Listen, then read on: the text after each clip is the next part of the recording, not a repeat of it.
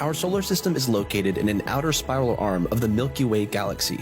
It was formed about 4.5 billion years ago, and it currently consists of the Sun and everything bound to it by gravity. These are the 8 planets that we are most familiar with.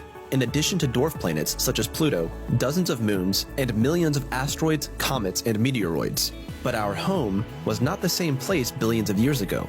The solar system as we know it began as a gigantic, swirling cloud of gas and dust, aimlessly twisting through the universe without direction or form. It passed through different stages of formation. 4.5 billion years ago, the dense cloud of interstellar gas and dust collapsed, possibly due to the shockwave of a nearby exploding star. This is what scientists call the primal supernova. When this dust cloud collapsed, it formed a solar nebula.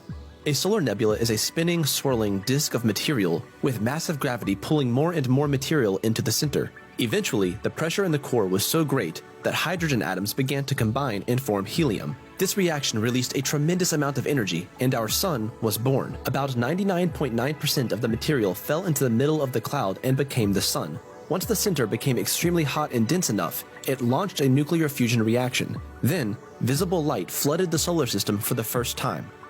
The 0.1% of matter that remained orbited around the sun, causing this randomly shaped gas cloud to form a flat disk shape. This flat disk, also known as the protoplanetary disk, was where the planets formed.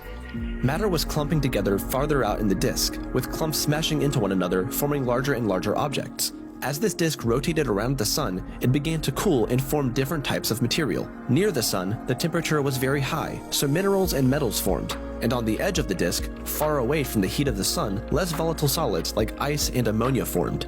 Some of these objects grew big enough for their gravity to shape them into spheres. This is also when our planet was formed.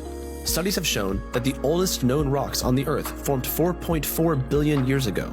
Other planets, dwarf planets, and large moons were formed.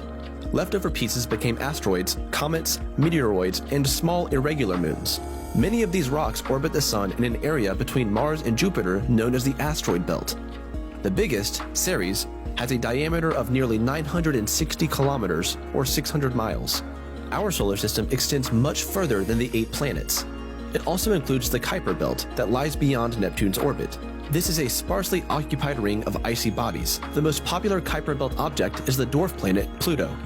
There is also a possibility that our solar system might have a 9th planet that may exist in the outer region of the solar system. This hypothetical planet is not easy to spot because it's hidden under a bright strip of stars in our Milky Way galaxy. Beyond the edges of the Kuiper belt is the Oort cloud, orbiting our sun as far as 1.6 light years away. This giant spherical shell surrounds the solar system. Although it has never been directly observed, its existence is predicted based on mathematical models and observations of comets that likely originate there. How do you think space exploration can help us learn more about our world? Share your thoughts in the comment section.